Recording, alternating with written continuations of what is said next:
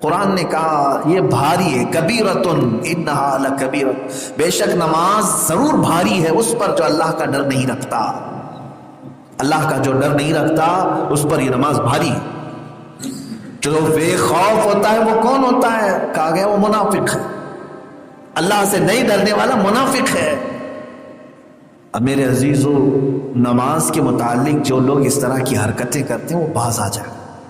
دنیاوی بہت ساری مصیبتیں جھیلتے ہیں، طاقت کی، قوت کی، سب چیز۔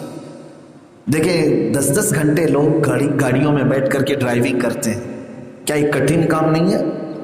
مزدور تھیلے اٹھاتے ہیں، دن کے 8 گھنٹے ڈیوٹی دیتے ہیں، دنیا کے چند پیسوں کے لیے وہ مزدوری کرتے ہیں، پوری بوجھل چیزیں اٹھاتے ہیں۔ عورتیں کئی ایسی ہیں جو 2-2 3-3 گھنٹے تک کپڑے دھلتی رہتی ہیں، کمر ٹیڑھی ہو جاتی ہے، کئی لوگ جھاڑو جھاڑتی ہیں۔ اتنی محنت کے کام ہے یہ۔ ان سارے محنت کے کاموں میں مجھے بتاؤ نماز کیا ان کے برابر کی محنت کا کام ہے؟ بہت سکون والا کام ہے۔ کھڑا ہوتا ہے سکون سے، رکوع کرتا ہے سکون سے، سجدہ کرتا ہے سکون سے، کوئی دقت کی بات نہیں، لیکن شیطان اس کو بھاری بنا کے پیش کرتا ہے۔ وہ عورتوں سے پوچھو ذرا جو دن بھر جھاڑو جھاڑ کر، کپڑے دھو کر، پوچھا مار کر، کھانا پکا کر تھک جاتی ہیں اور روتی رہتی ہیں بہت کام تھا، بہت کام تھا، اور وہ سب کر جاتی ہیں، بولتی نہیں، کرنا تو ہے، بوجھل ہے پھر بھی کر رہی ہے۔ نماز اتنی آسان ہے لیکن اسے چھوڑے بیٹھے۔ تم نے اگر کپڑے نہیں دھوئے تھے، گھر میں کچرا نہیں جھاڑا تھا، تو قیامت میں سوال نہیں ہوگا کہ گھر کو تم نے ایسا کیوں رکھا تھا، لیکن نماز چھوڑا تھا، ایک ایک وقت کے بارے میں سوال ہوگا۔ یہ تو بہت آسان بنایا تھا اللہ نے تیرے لیے۔ دین آسان ہے میرے عزیزوں، دین بہت آسان۔ اس آسانی کو چھوڑ کر کے یہ بندہ مصیبت کو لے لیا، لیکن آسانی کو دیکھ ہی نہیں رہا ہے۔ آپ دیکھیں وہ جاگنگ کرنے والوں پر بھی مجھے بڑی وہ ہوتا ہے، تعجب ہوتا ہے۔ میاں کئی ایسے لوگ ہیں بتاتے ہیں کہ ہم 10 کلومیٹر چلتے ہیں دن بھر، صبح جاتے ہیں 10 کلومیٹر، اور مسجد سے گھر جو ہے نا آدھا کلومیٹر بھی نہیں، آدھا کلومیٹر بھی نہیں۔ اللہ کی بارگاہ میں آنے کے لیے تمہیں کون سے کیڑے کاٹ رہے ہیں، کون سی تکلیف آ رہی ہے؟ صبح فجر کے وقت جو لوگ کہتے تھے کہ نیند نہیں کھلتی، ان کو جاگنگ کے لیے، واکنگ کے لیے، سوئمنگ کے لیے، جیم کے لیے برابر وقت آنکھیں کھلتی، اپنے جسمانی طاقت کو برقرار رکھنے کے لیے ساری آنکھیں کھلتی۔ وہی اگر کسی کی جاب لگ گئی، آفس میں 7 بجے جانا ہے، تو اس کی آنکھ تو 6 بجے کھلی ہوئی ہے، وہ نہا بھی رہا ہے، کپڑے بھی دھو رہا ہے، کپڑے پہن بھی رہا ہے، اور گھر والوں کو بھی اٹھایا ہوا ہے، بیوی کو بھی محنت پہ لگایا ہوا ہے، لیکن نماز کے لیے نہیں کر پا رہا۔ تو کیا یہ اللہ کو دھوکہ دینے والی معاملات نہیں ہے جس کو قرآن کہہ رہا ہے ان المنافقین یخادعون اللہ؟ منافق اللہ کو دھوکہ دینا چاہتے ہیں، اللہ کے ساتھ ناانصافی کرنا چاہتے ہیں۔ تم سارے مشکل کام، محنت کے کام سب کر لے جاتے ہو، جو اللہ نے آسان رکھا ہے اسے چھوڑ دیتے ہو، آسان رکھا۔ اچھا اگر رب تبارک و تعالیٰ حکم فرما دیتا کہ تم دن میں 100 رکعت پڑھو تو کیا کرتے؟ یا چلو معراج کی شب اگر موسیٰ علیہ السلام بار بار مل کر کے میرے نبی صلی اللہ علیہ وسلم سے 50 کو کم کرا کے 5 تک نہیں لائے ہوتے، کیا کرتے؟ 50 نمازیں دن میں کس حساب سے ادا کریں گے؟ گھنٹے پر اگر اس کو ڈیوائڈ کریں تو آدھے گھنٹے سے بھی کم میں ایک نماز آ جائے۔ یوں نماز پڑھے، پھر گئے، پھر اذان ہوئی، پھر یوں گئے، پھر اذان ہوئی۔ 24 گھنٹے کی بات کر رہا ہوں، پھر سوتے کب، کھاتے کب، کام کب کرتے؟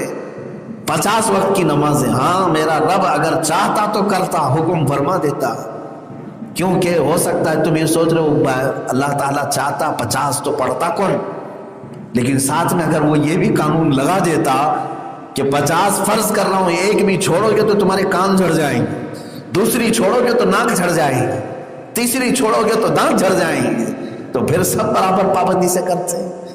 ڈر تھا لوگوں کو، سب کرتے، لیکن وہ رحمان ہے، رحیم ہے، اس نے دارالامان میں بھیجا، دارالعمل میں بھیجا، اور یہ فرما کر کے بھیجا لا اکراہ فی الدین، ہم دین میں کوئی زور زبردستی نہیں کرتے۔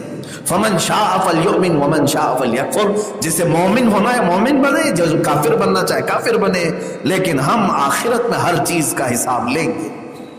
ایمان والے کو بھی اس کے اعمال صالحہ دکھائے جائیں گے اور کافر کو اور بدبخت کو بھی اسے برے اعمال کا بدلہ چکھنا ہوگا۔ عزیزان گرامی وقار، یہاں پر بے نمازی کے لیے اللہ تبارک تعالیٰ نے فوراً پکڑ نہیں رکھی۔ اس کا مطلب یہ مت سمجھو میں برسوں سے نہیں پڑھ رہا، میرا کچھ بھی نہیں ہو رہا ہے، تم دلیل مت بنانا اس کو۔ میری دکان بھی اچھی چل رہی ہے، بزنس بھی سب ٹھیک ٹھاک چلتا ہے، گھر میں بھی سب پیسے ہی پیسے ہیں، میں کون سی نماز پڑھ رہا ہوں۔ بعض لوگوں کو ایسا لگتا ہے نہیں پڑھ کر کے بھی سب اچھا ہی تو چل رہا ہے، کیا فرق پڑتا ہے۔ ڈرو، یہی منافقت کی علامت ہے۔ جو اللہ سے نہیں ڈرتا، قرآن کہتا ہے تم یہ مت سمجھنا کہ اللہ نے تمہیں تمہارے اچھائیوں کی وجہ سے آزاد چھوڑا ہے، بلکہ مولا فرماتا ہے انما نملی لہم لیزدادوا اثما، ہم اس لیے انہیں ڈھیل دیتے ہیں تاکہ اور گناہ کر لیں، اور گناہ کر لیں، اور اس کے بعد رب تعالیٰ فرماتا ہے پھر ہم اچانک ان کی پکڑ کریں گے، دردناک عذاب میں گرفتار کریں۔ ڈھیل جو ملتی ہے وہ تمہاری اچھائیوں کی وجہ سے نہیں ہے، نماز نہیں پڑھ رہا پھر بھی کھانا مل رہا ہے اس لیے نہیں، اللہ تعالیٰ پھر جلال میں سارے راستے کھول دیتا ہے، جتنا تجھے عیش کرنا ہے سب کر لے، سب کر لے، دنیا میں جو تجھے عیش چاہیے سب کر لے، پھر اللہ تبارک و تعالیٰ آخرت کے ہر نعمت سے محروم فرمائے گا، ہر نعمت سے محروم فرمائے گا۔ یہاں تک کہ فرمایا گیا کہ بے نمازی پر جنت کو حرام کر دیا گیا، حرام کر دیا گیا ہے۔ اللہ رب العزت بخشش فرمائے، یہ اس کا فضل ہے۔ لیکن جو لوگ اپنی پوری نمازیں چھوڑے بیٹھے ہیں وہ پھر جنت کی طلب کیسے کرتے؟ کیا انہیں شوق نہیں ہے جنت میں جانے کا؟ کیا انہیں ڈر نہیں ہے دوزخ میں جانے سے؟ تو اپنی نمازیں کمپلیٹ کر لو۔ آج اگر صحت و سلامتی باقی ہے تو نمازیں کمپلیٹ کر لو۔ ایک بزرگ نے بہت پیاری مثال دی، وہ ایک اپنے مرید کی دکان میں آئے، بڑی بھیڑ بھاڑ تھی، گراہک لگے ہوئے تھے، فرصت ہی نہیں ملتی تھی اس کو۔ دکان میں گئے، اس نے کہا حضور آئیے تشریف لائے، مرشد آئے تھے، پیر صاحب آئے تھے، کرسی پر بٹھایا اور کام میں مصروف رہا۔ تھوڑی دیر کے بعد وہ دکان میں سے موجود ڈبے جو کچھ بھی تھے اس کو اٹھا کے سونگھنے لگے۔ اس دکان کے مالک نے پوچھا حضور آپ یہ کیا کر رہے ہیں؟ تو انہوں نے فرمایا میں یہ دیکھ رہا ہوں کہ کہیں تو اس میں کہیں پخانا تو نہیں کرتا، پیشاب پخانا تو نہیں کرتا، اتنی بھیڑ بھاڑ ہے تیری دکان میں، گراہک تجھے چھوڑ ہی نہیں رہا ہے، میں دیکھ رہا ہوں کہ پیشاب پخانا یہاں کہیں کرتا ہے۔ اس نے کہا حضور پیشاب پخانا کوئی بھلا دکان میں کیسے کرے؟ کہاں کرتا ہے؟ کہا طہارت خانے میں جاتا ہوں۔ پھر ایک تماچا اسے لگایا اور کہا تجھے تیرے پیٹ کی غلاظت نکالنے کے لیے بھاری اوقات میں سے بھی ٹائم ملتا ہے اور تجھے تیرے رحمان کی بارگاہ میں سجدہ کرنے کے لیے وقت نہیں ملتا۔ رب ذوالجلال کے حضور آنے کے لیے کیا تو یہ دنیا کی گہما گہمی روک کر کے نہیں آ سکتا؟ وہ صحابہ تھے میرے عزیزوں، لوہے کا کام کرنے والے ایک صحابی، لوہے کو گرم کیا جاتا، تپایا جاتا آگ میں، وہ جب آگ میں تبدیل ہوتا ہے تو لوہے کے ہتھوڑے کو اٹھا کر کے اس کو بینڈ کیا جاتا ہے، شکل بنائی جاتی ہے، لیکن روایات میں ہے لوہا گرم کیا ہے، آگ میں تپایا ہے، ہتھوڑا اٹھایا، ادھر سے اذان کی آواز آئی، ہتھوڑا پیچھے پھینک دیا۔ لوگ کہتے ارے ابھی گرم ہے ٹھنڈا ہو جائے گا بعد میں کر لیں، وہ کہتے نہیں، اذان کے بعد کیا ہوا کام میرے لیے حلال نہیں۔ وہ ان کا تقویٰ تھا، آپ کے لیے حلال ہے اذان کے بعد کام تو کر سکتے ہو، لیکن نماز چھوڑ کر کے جو کرتا ہے تو پھر وہ اپنے رحمان کے عذاب کو اپنے گھر میں لاتا ہے، اللہ کی ناراضگی۔ حضور غوث پاک رضی اللہ تعالیٰ عنہ کی بارگاہ میں کسی نے سوال کیا اپنے گھر کی بے برکتی کا، بہت گھر میں بے برکتی ہے، آپ نے فرمایا کہاں ہے تیرا گھر؟ فرمایا فلاں راستے پر ہے، فلاں روڈ پہ۔ آپ نے فرمایا اپنے گھر پہ پردہ لگا لے، پردہ لگا لے، بغداد کی بات، اس نے پردہ لگایا گھر کو۔ پھر وہ آیا کئی دن کے بعد، کہا حضور گھر میں برکت بہت ہے، بہت برکت ہے، الحمدللہ ساری چیزیں محفوظ رہتی۔ آپ نے پردے میں کیا وظیفہ دیا تھا؟ غوث پاک نے فرمایا تیرا گھر، کیونکہ وہ مرید تھا غوث پاک کا، قادری تھا، آپ نے فرمایا تیرا گھر راستے پر تھا، کئی بے نمازیوں کی نظر تیرے گھر کے اندر پڑتی تھی تو برکت چلی جاتی تھی، برکت ختم ہو جاتی تھی۔ اس لیے میں نے کہا کہ کسی بے نمازی کے آنکھیں نگاہیں تیرے گھر کے اندر نہ پڑے، پردہ لگانے کے لیے میں نے کہا اللہ نے ان کی نظروں کی نحوست سے تیرے گھر کو محفوظ رکھا۔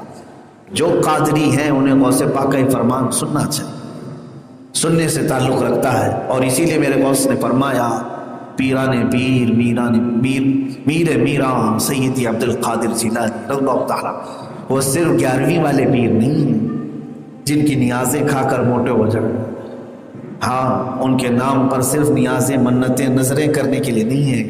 وہ پیران پیر فرماتے ہیں میرے مریدین میں سے اگر کوئی بے نمازی ہے تو اسے مسلمانوں کی قبرستان میں دفن نہ کرو، مسلمانوں کے قبرستان میں دفن نہ کرو. یہ کون کہہ رہے؟ غوث پاک فرماتے ہیں.